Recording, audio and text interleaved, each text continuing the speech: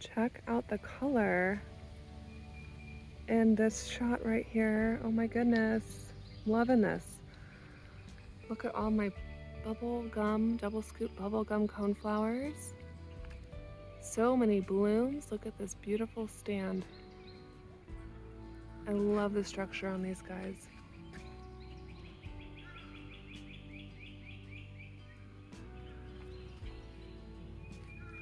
You can see some other coneflowers down the way. Lots more opening here. Some sombrero adobe orange and the salsa red too. Look how intense that red is. So cool.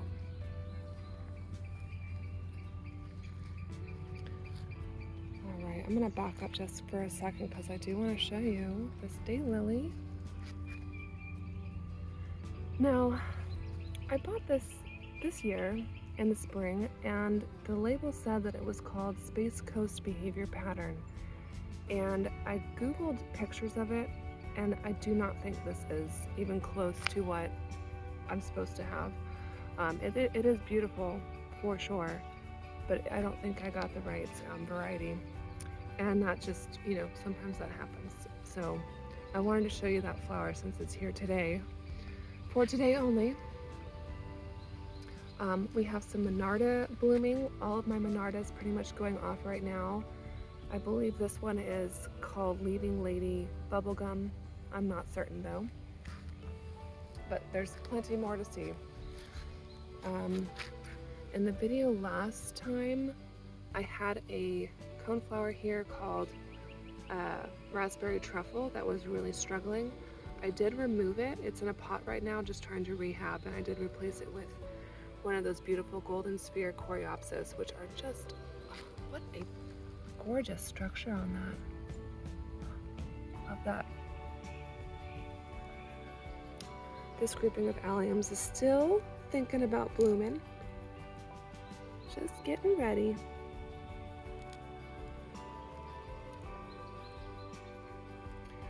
This week I added some new plants. Up here we have a rudbeckia called Cherry Brandy. I have two others behind me, but these will have sort of a darker red toned bloom to them. So I think they're gonna look so gorgeous with that blue spruce as a backdrop. So we're anticipating those opening probably in just a couple more days. They'll be fully opened. I also added another new coneflower. I have to check the name on this one because I don't remember. This is a Sunny Days Ruby. Beautiful double. Look at all the buds coming behind that too. And right here, this beautiful bright shrub is a spirea called Mellow Yellow. And I believe the flowers on this are not as showy as the traditional variety of spirea, but I decided to pick this up anyway because I love the texture. It has kind of like a finer leaf than the traditional spirea, and it just looks super fluffy. And I love that bright pop of yellow back here. I also added in another grouping of serendipity alliums because I just can't have enough. I can't have enough serendipity alliums. And they're excellent at the front of the border because they do not flop over. Checking back in on the Indian Summer Rudbeckia. This one's just about ready to open, just a couple petals unfurling. Give that a couple more days and we'll see. We'll see how big those blooms are. As you can see, I still have lots of space to fill. I'm not worried about it. I'll get there. Let's see, did I add anything over here? I don't think I did. But let me circle over here. I want to show you this Kniphofia. This is that backdraft Kniphofia. And we have the 3 bloom spikes right here. Don't they look so gorgeous? Oh, love that. And some of the betony has started to bloom. We even have a little pollinator friend this morning.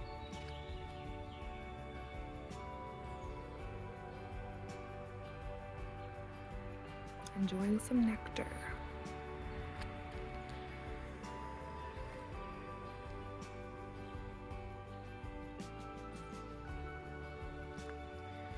Okay, some changes on this side.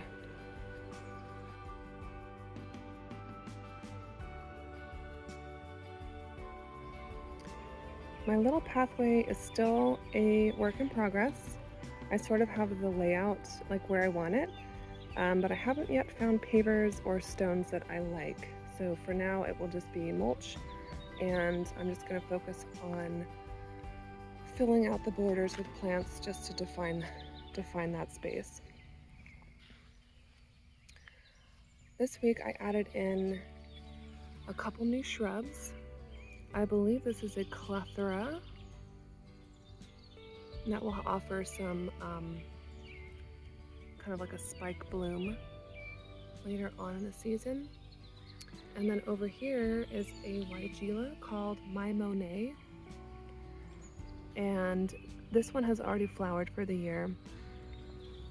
When it comes to flowering shrubs, I think it's best to choose shrubs that offer a nice foliage throughout the season, because the blooms typically don't last very long on the flowering shrubs.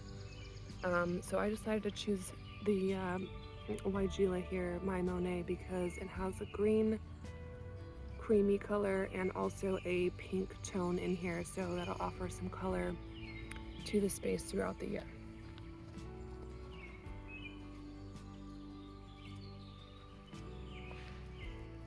I removed the yarrow that was in this spot.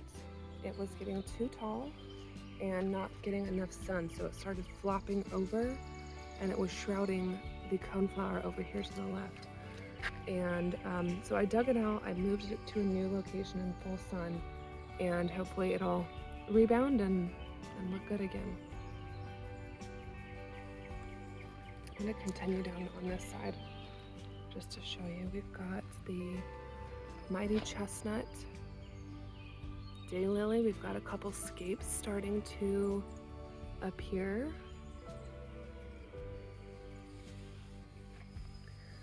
The blue fortune hyssop. We just have like the very beginning of some blooms starting to form here.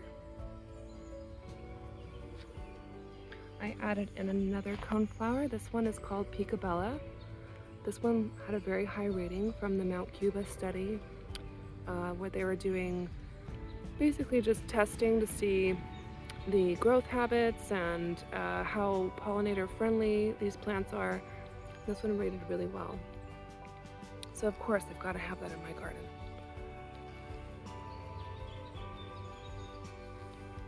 Bleeding Hearts Heliopsis, starting to form some buds.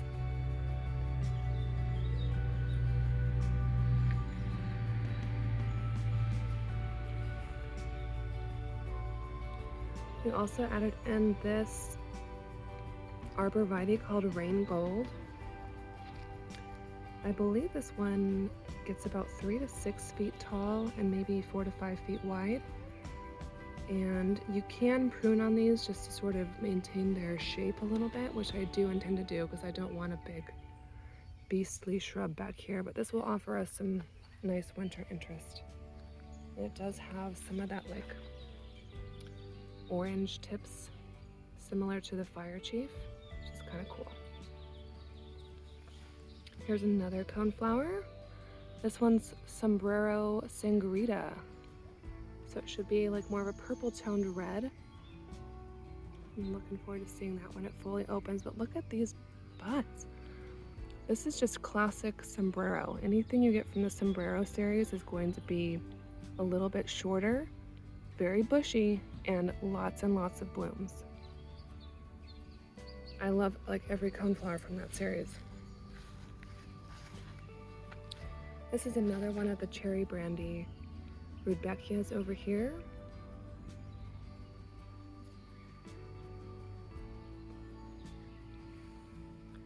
The third one is over in this spot here. You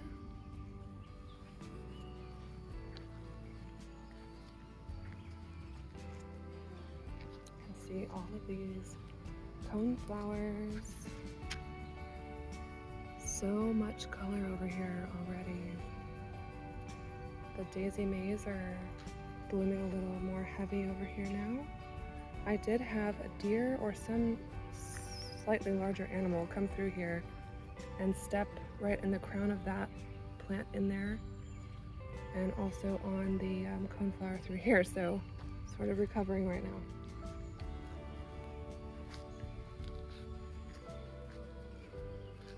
Miss Ruby, butterfly bush, lots of new blooms on that.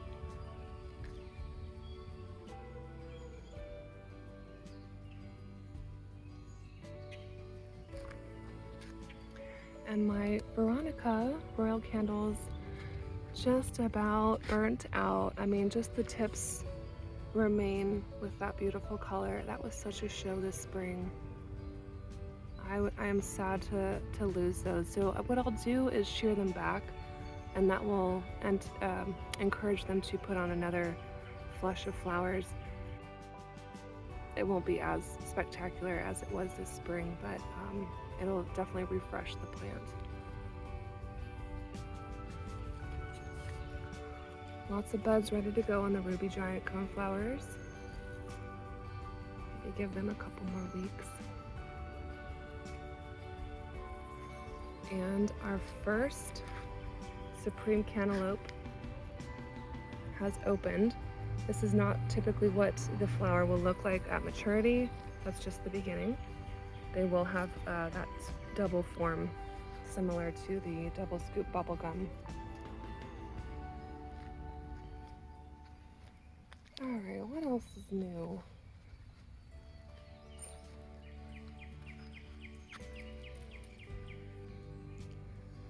This is a zinnia, can't recall the name, swizzle something. I was only able to get my hands on 2 of these. I'm having the worst luck finding zinnias in nurseries. I don't know why. This is like prime time zinnia season. I don't know why I can't find them, but I'm getting what I can. But yeah, I have tons of spots reserved in the garden for zinnias, and just waiting to get them. Just waiting. This yarrow plant, as much as I love it and the color, it has outgrown the spot. It has exceeded the height that was listed on the description, and it's just too tall and it's flopping over again. I don't really want to have flopping plants in the garden. So I'm not sure what I'm gonna do with that just yet. But let's just enjoy it while it's here. Oh, here's another Monarda blooming. I think this one's like a grape. Gorgeous. Picked up a Baptisia in a pot. This is just what I do. I buy things and I put them out here in their can and just sit with it for a little bit, see if I think that's a good spot for it. And I don't know, that might replace the yarrow. Maybe. You can see our Glamour Girl garden phlox. We have a lot of these panicles starting to develop here.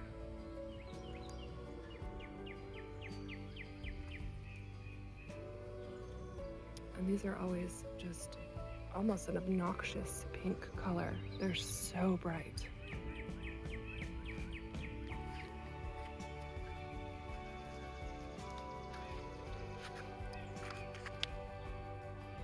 Here I've added a little, like a tiny little bird bath.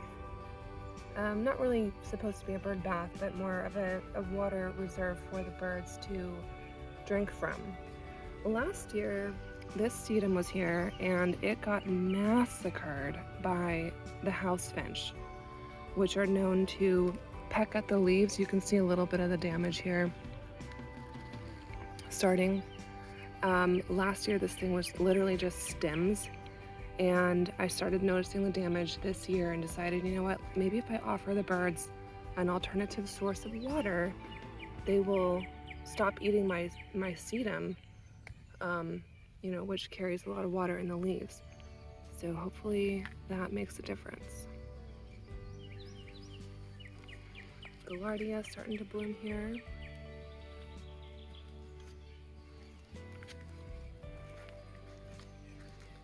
Here we have another daylily. This is the strawberry candy. I thought this was supposed to be a little more pink on the petal instead of, this is looking more like yellow on the petal.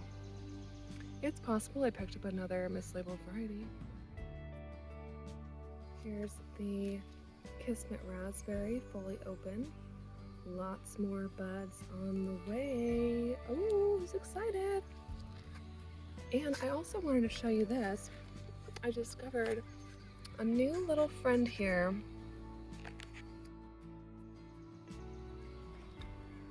See that little guy? That's a little black swallowtail caterpillar. He's just enjoying the parsley here. I'm so excited to see that. That's the first caterpillar of the year. See all of this beautiful Veronica.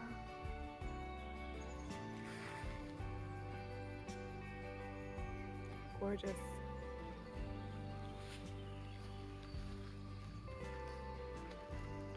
And the Granada Gold coneflowers. Love that. I think a more appropriate name would be Kraft Macaroni and Cheese, but Granada Gold's good enough. Yeah. Definitely a unique shade of yellow or orange.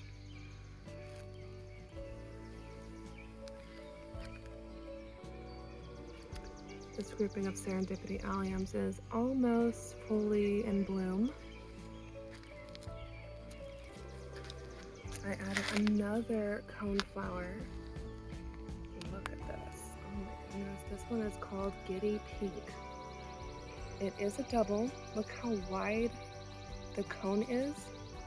And I also love that the ray of petals are shorter. It just looks like a cute little button over here.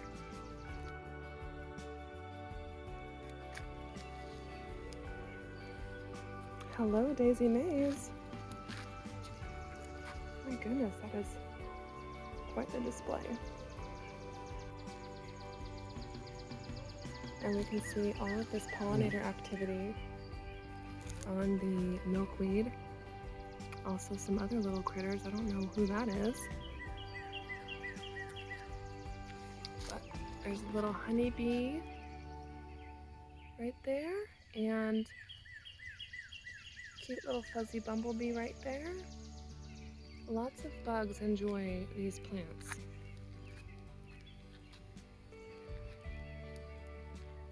Liatris, starting to get even taller.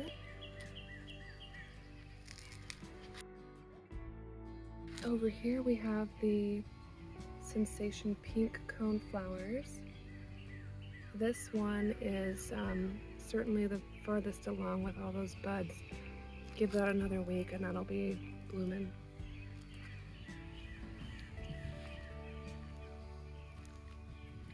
Some more of the obedient plants are starting to open their flowers. They are such a unique structure. I just love that, like, fine point. Nice upright vertical. It's just so gorgeous.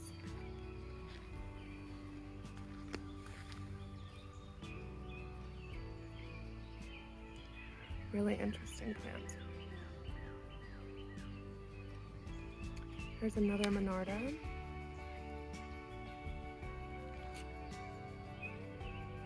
Serendipity alliums.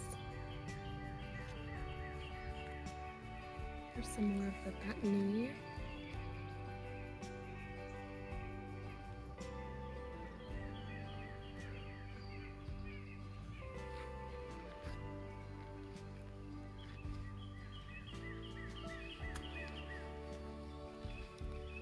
Let's go check out the other side. Miss Violet.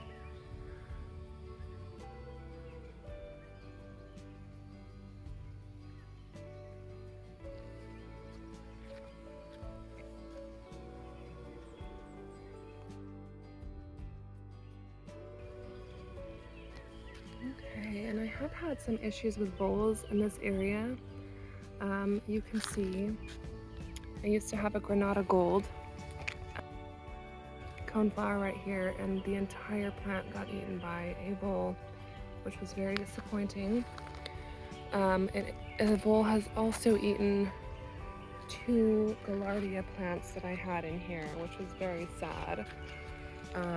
They are one of the most destructive pests that I deal with, and I don't want to say I hate them, but I really dislike them.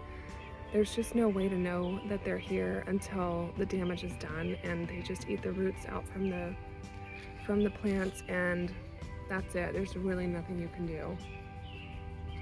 So I have treated the area with a pellet form, and I'm going to see if that works at getting rid of them, because I'm a little hesitant to like plant anything else in here because I don't really want to waste any more money. But I do have this anise hyssop called Kudos Red. Oh, hello. Big bee in my face. Kudos Red. And this is, obviously a red color. And I even saw a hummingbird interested in this plant this morning.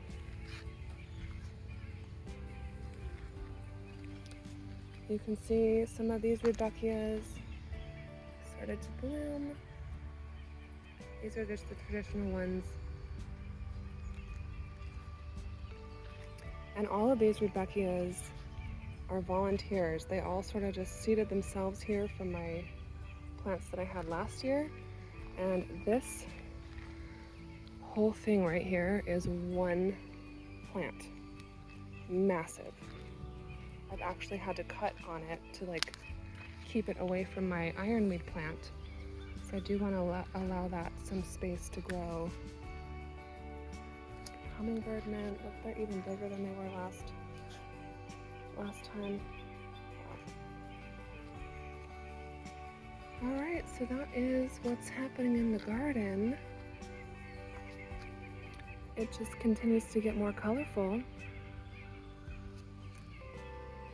That big carpenter bee. Ooh. Anyway, lots of fun, lots of color.